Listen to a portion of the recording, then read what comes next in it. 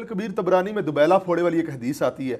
تو اس کی سند کے بارے میں آپ کیا کہیں گے اور اس سے کیا رزلٹ نکلتا ہے؟ پھر امت کس طرح نہیں ٹھیک ہے، وہ حدیث تو سب کو پتہ ہے، یہ تو باپا جانی بھی اگلے دن بیان کی، تو ٹھیک ہے وہ تو پھر اسے کیا رزلٹ؟ وہ تو بلکہ حضرت معاویہ کے فضائل میں بیان کر رہے تھے کہ ایک بندہ ان کو ملنے کے لیے گیا تو